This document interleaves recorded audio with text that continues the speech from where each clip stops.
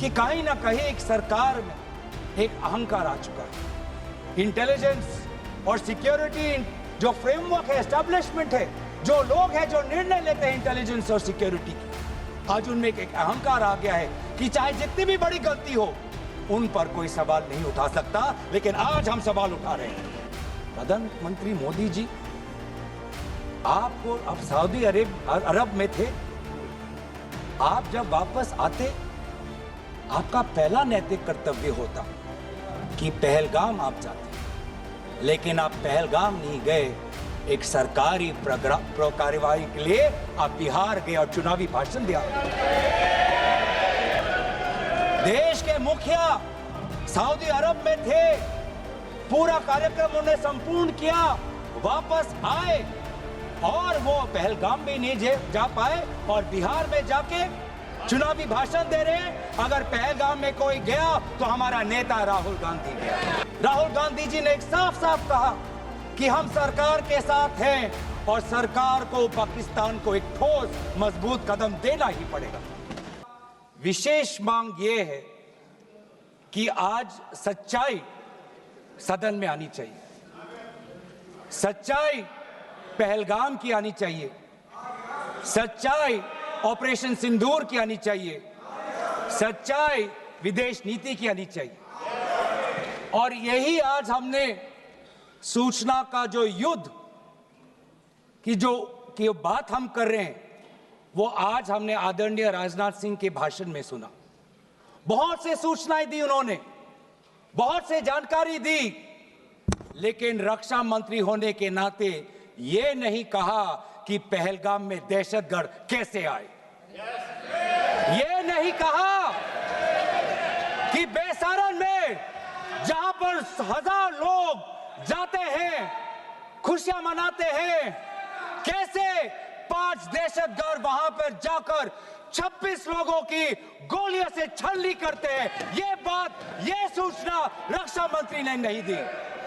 यही है सूचना का युद्ध कि इतनी जानकारी देते हैं कि कभी कभी सवाल पूछना भी भूल जाते हैं। और आज ये है हमारे विपक्ष का कर्तव्य कि हम सवाल पूछेंगे देश हित में, राष्ट्र हित में। आज देश ये जानना चाहता है कि वो 5 दहशतगर्द कैसे घुसे, और उन दहशतगर्दों का भी मकसद था।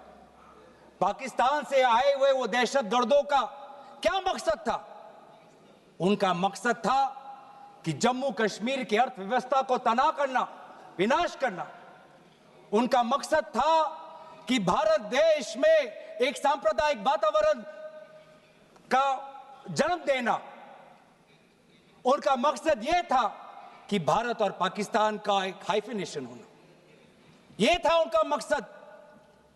लेकिन सर, मुझे दुख है कि आज राजनाथ सिंह जी ने सैनिकों की बात तो की, लेकिन जो हमारे भारत की जो आवाम है, जो जनता है, जो उन्होंने पाकिस्तान के दहशतगर्दों का पूरी जो मंशा है उस पर उन्होंने पूरा नकारा। और हम एकजुट रहे, हम मुझे भारतीय होने का गर्व है। हमने देखा बेसारन में कि किस प्रकार से जम्मू और कश्मीर के लोगों ने पूरे देश भर से आए हुए जितने भी पर्यटक थे उनकी मदद की। हमने ये देखा कि किस प्रकार से देश भर के जो पर्यटक जो जम्मू कश्मीर में थे उन्होंने अपने जम्मू कश्मीर के भाइयों को धन्यवाद दिया। हमने ये भी देखा कि कैसी एक विधवा हिमांशी नरवाल ने कहा कि मैं नहीं चाहती कि मेरे जो पति जिसको लेके आज राजनीति हो रही है उसके शव पर देश में हिंदू मुसलमान की राजनीति हो, मैं नहीं चाहती। यह है हमारी देश की संस्कृति और यह था मंशा पाकिस्तान का। और मैं ये भी गर्व महसूस करता हूं कि सारे विपक्षी राजनीति दल, हम सब एकजुट होकर, राहुल गांधी जी ने एक साफ साफ कहा कि हम सरकार के साथ हैं और सरकार को पाकिस्तान को एक ठोस मजबूत कदम देना ही पड़ेगा। लेकिन देश ये भी जानना चाहता है, वे 26 लोग जो जिनके परिवारों में आज कोई गुजर गया, वे ये भी जानना चाहता है कि 100 दिन गुजर गए और वे 5 दहशतगर्दियों को यह सरकार पकड़ नहीं पाई।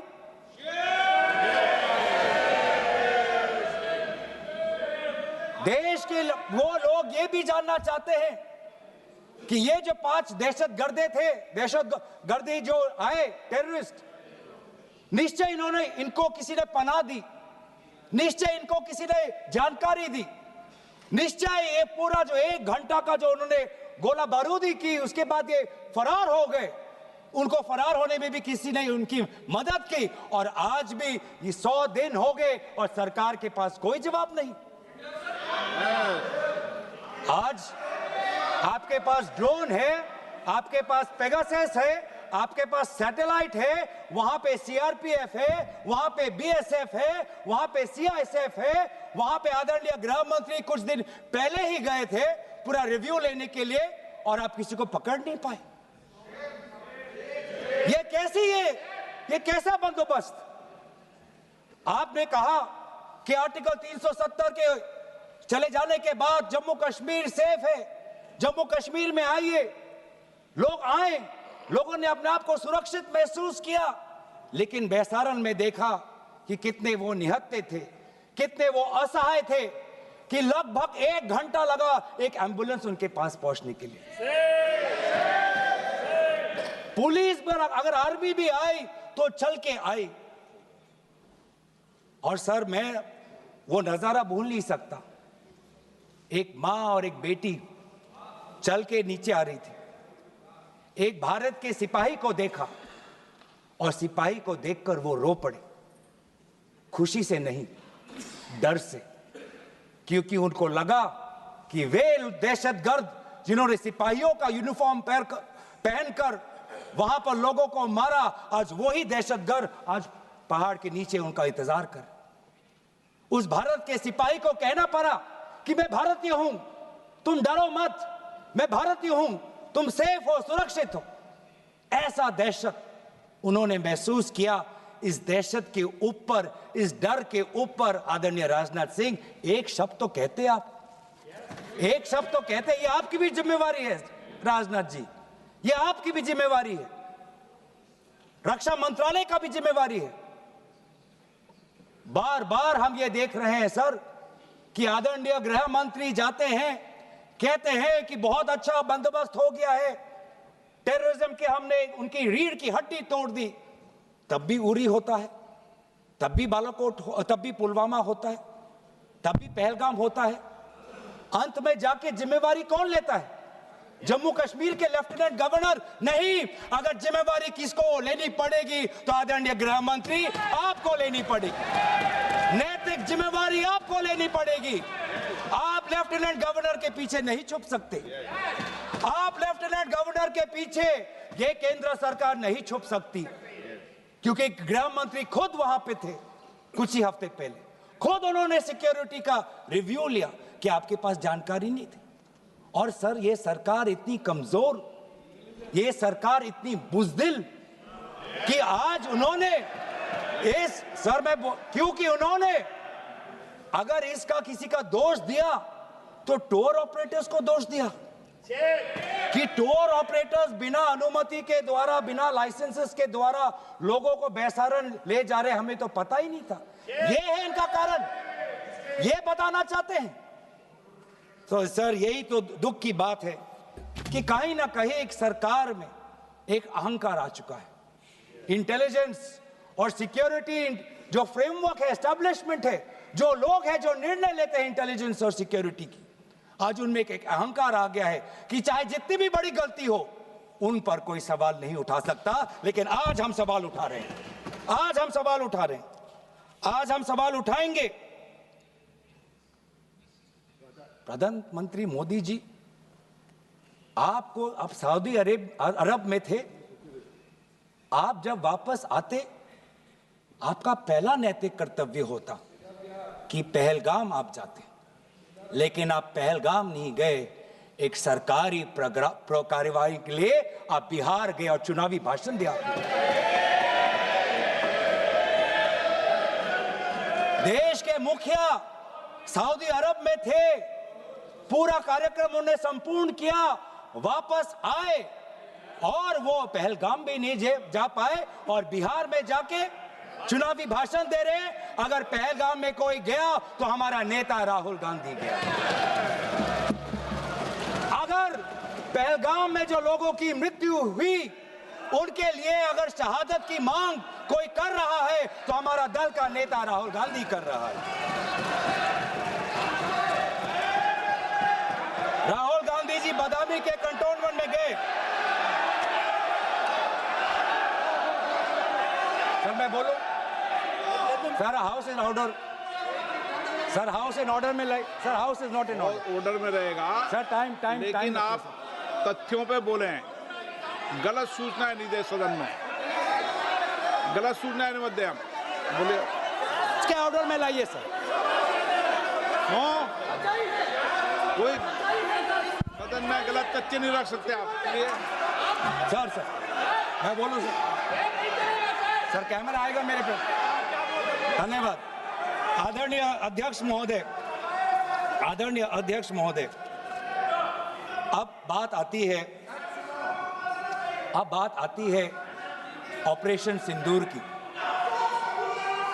आज मैं राजनाथ सिंह जी का भाषण सुन रहा था। मुझे पता नहीं चल रहा था कि राजनाथ सिंह जी जो वो भाषण दे रहे थे वो किस समय का उजागर कर रहे थे।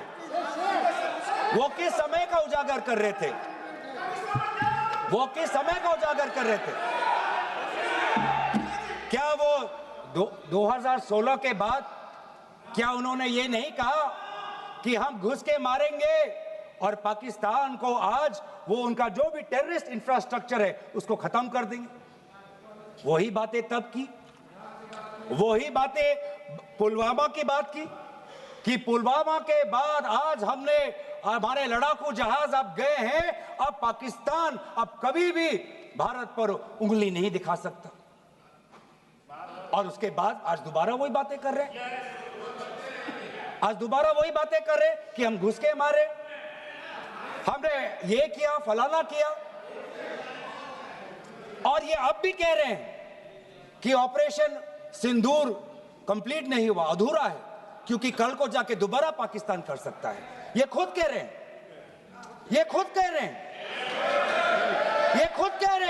कि इसके पश्चात भी पाकिस्तान कल को जाके कर सकता है। तो ये कैसा, ये जो सफल कैसे हुआ? फिर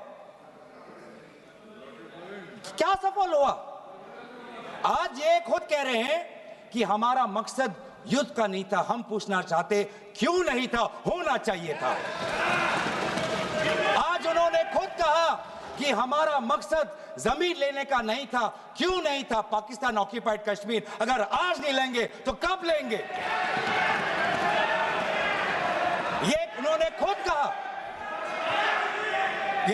कहा कि हमारा मकसद था टेररिस्ट के इंफ्रास्ट्रक्चर पर आक्रमण करना। तो क्या हमने उरी के समय नहीं किया? क्या हमने पुलवामा के समय नहीं किया? लेकिन उसके पश्चात भी पाकिस्तान का इतना साहस कि आज उन्होंने पहलगाम में जो पिछले 20 वर्षों में हमारे भारतीय नागरिकों पर सबसे दर्दनाक अगर हमला हुआ है तो आपके समय पे हुआ है। आपके समय में उरी हुआ, आपके समय में पुलवामा हुआ और आपके समय में आज पहलगाम हो रहा है। कुछ बातों का उजागर किया, कुछ किताबों का भी उजागर किया। ये नई प्रक्रिया है सर। हर चर्चा में आदरणीय भाजपा के नेता एक किताब उठा लेते हैं, जानकारी दे रहे थे। हमें नहीं सर, ब्लूमबर्ग को क्या जानकारी दिया, मैं पूरा पढ़ लेता हूं without editing. What is important, क्या जरूरी, हिंदी में अनुवाद करने की कोशिश भी करता हूं, मत करो। क्या ये जरूरी नहीं कि जेट गिरे, पर क्यों गिरे, क्या गलतियां हुई, वो महत्वपूर्ण है। संख्या महत्वपूर्ण नहीं सर। 35 ही राफेल है देश में, 35 ही राफेल है। अगर उनमें से कुछ गिरे भी तो देखिए सर, मुझे तो लगता है कि बहुत बड़ी क्षति हुई। 35 राफेल, अगर कुछ उनमें से भी अगर कुछ गिरे तो मुझे लगता है कि जरूरी है, क्योंकि आपको लगता है कि 35 राफेल काफी है, तो अगर कुछ गिरे तो वो भी जरूरी है। और उन्होंने उसके बाद ये कहा कि ये बात अच्छी है कि हमने अपनी गलतियां को समझा, उसको सुधरा, और 2 दिन बाद हमने अपने जेट को उड़ाए और दूर से हमने आक्रमण किया। सर, ये मैं थोड़ी जानकारी चाहूंगा। हमारे पास जो हमें संदेश मिलता है कि दुनिया के सबसे बढ़िया और बेहतरीन लड़ाकू जहाज हमारे पास है, सबसे बेहतरीन पायलट हमारे पास है, तो सीडीएस को ऐसा क्या कहना पड़ा, ऐसा क्या परिस्थितियां हैं कि हमारे हमारे लड़ाकू जहाज क्लोज रेंज में नहीं जा सकते, उनको दूर से ही फायर करना पड़ता? ये क्या है? ये क्या पाबंदी है? ऐसी ये क्या पाबंदी है कि सीडीएस को ये कह रहे हैं कि हमारे लड़ाकू जहाज ने पहले दिन गलतियां की, गलतियां हमने सुधारी और दूर से हमने आक्रमण किया? क्या हम पास से नहीं कर सकते? ये जानकारी हमें दे। हम ये जानना चाहते हैं कि lieutenant general Rahul R Singh ने सदन के अंदर नहीं, सांसदों को नहीं, राजनीतिक दलों के फ्लोर लीडर्स को नहीं, फिक्की में जाके कहा। क्या कहा? उसका भी मैं हिंदी में अनुवाद करता हूं कि पाकिस्तान तो सिर्फ फ्रंट पे था और पाकिस्तान के पीछे चाइना उनके पूरी तरीके से समर्थन कर रहा है। ऐसी कोई आश्चर्य की बात नहीं होनी चाहिए, क्योंकि पिछले 5 वर्षों में लगभग 80% मिलिट्री हार्डवेयर पाकिस्तान को सब पूरा चाइना से मिल रहा है। तो सर, मैं आज पूछना चाहूंगा आदरणीय राजनाथ सिंह जी से, जो सरकार चीन को लाल आंख दिखाने की बात करती है, एक बार भी आपने चीन का उजागर अपने भाषण में क्यों नहीं किया?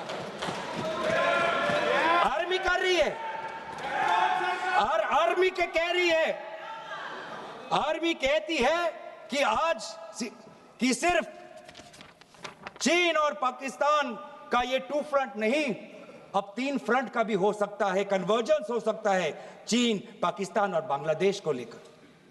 लेकिन मैं सरकार को याद दिलाना चाहूंगा कि ये जो 2 फ्रंट की जो बात थी, इस बात की शुरुआत किसने की थी? इस बात की चेतावनी किसने दी थी? इस बात की चेतावनी इसी सदन में हमारे दल के नेता राहुल गांधी जी ने दी थी। और यही हम जानना चाहते हैं, यही हम जानना चाहते हैं कि आज जो युद्ध हुआ, इसमें पाकिस्तान को चीन से कितना समर्थन मिल रहा है। हम सेना से नहीं, आज हम आदरणीय राजनाथ सिंह जी से और प्रधानमंत्री मोदी जी से जानना चाहते हैं।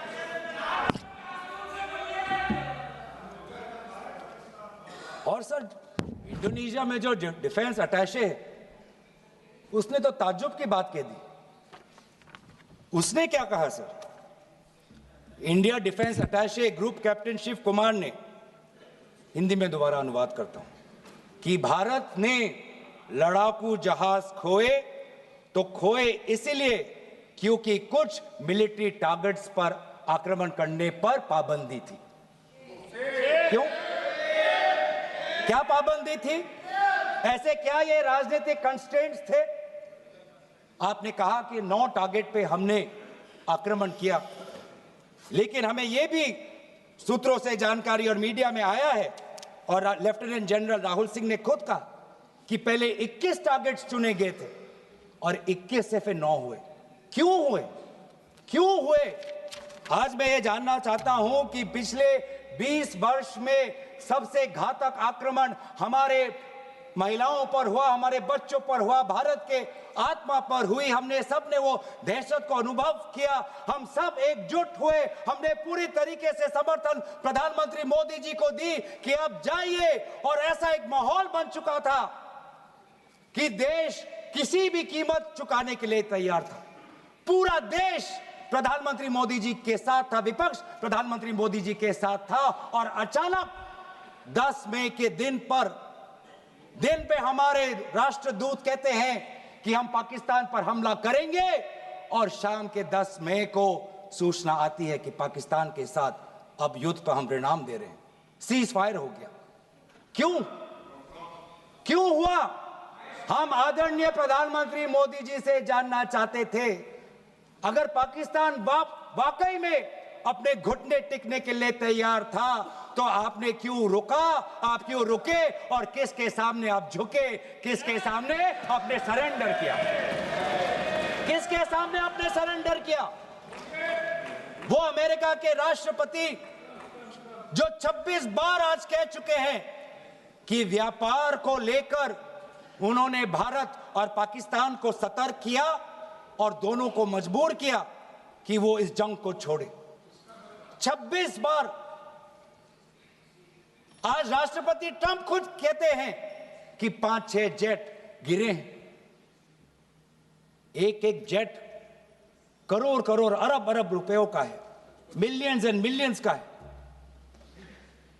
इसलिए हम जानना चाहते हैं, आज हमें स्पष्ट रूप से आदरणीय राजनाथ सिंह जी बताएं, देश पर विश्वास करें, देश में वो साहस है सच्चाई सुनने की। आज आप बताएं कितने लड़ाकू जहाज गिरे?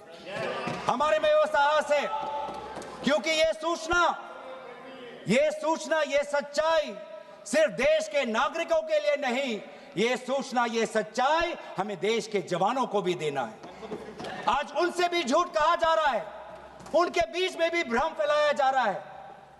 हम उनकी जो सच्चाई है आज हम सदन के अंदर लाना चाहते हैं। और सर, बात में आती है विदेश नीति की।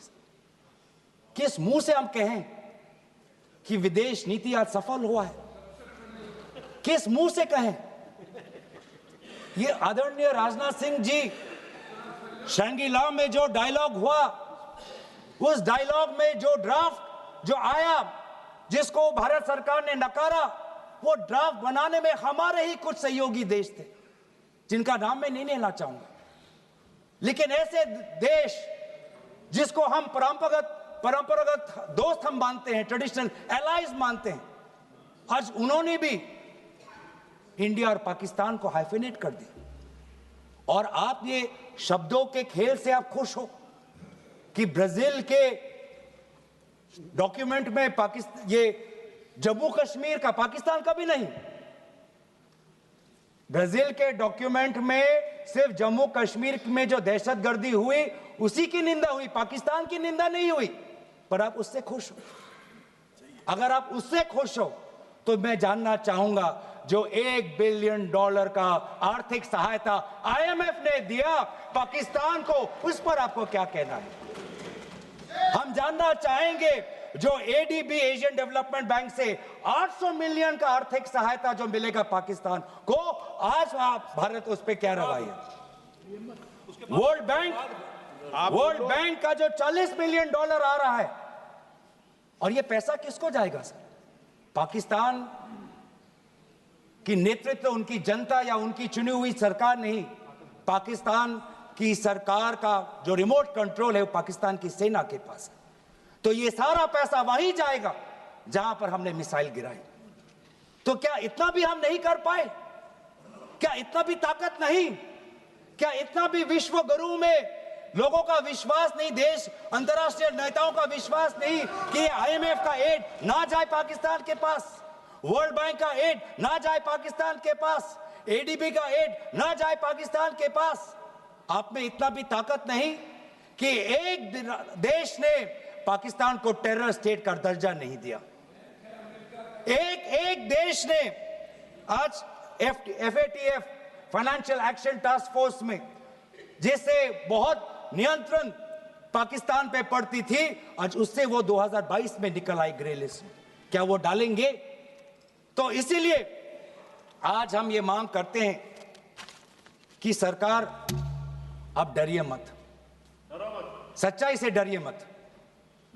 उस दिन भी देश सरकार के साथ दहशतगर्दी के खिलाफ खड़ा था, विपक्षी दल सरकार के साथ खड़े हैं, और आज भी दहशतगर्दी के खिलाफ सच्चाई के पक्ष में देश और विपक्ष आज सरकार के साथ। आप हमें अपना दुश्मन ना समझे, हम सरकार के दुश्मन नहीं हैं, हम अपने देश के पक्ष में बोल रहे हैं, जवानों के पक्ष में बोल रहे हैं।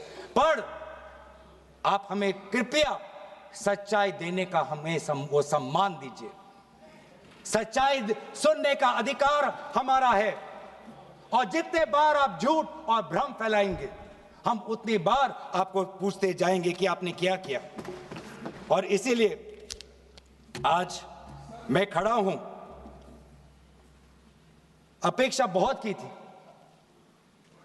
कि पहलगाम का उजागर होगा,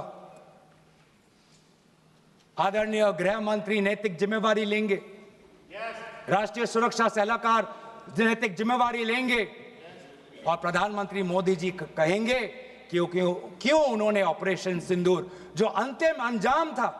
हमें तो मीडिया में सुनते हुए ऐसा लगा कि हम कराची में उठेंगे। मीडिया में हमारे भारत की मीडिया जो जिनको सूचना अब से ही मिलती है, उनका सुनने में लगा कि आज तो हम फतह करके ही रहेंगे, लेकिन पता चला कि नहीं, कहीं ना कहीं हमारे पैर डगमगा गए, और जो अंतिम परिणाम था उससे पीछे हम हट गए। हमें पीछे नहीं हटना, हमें आगे बढ़ना है, सच्चाई के साथ लोकतंत्र के पक्ष में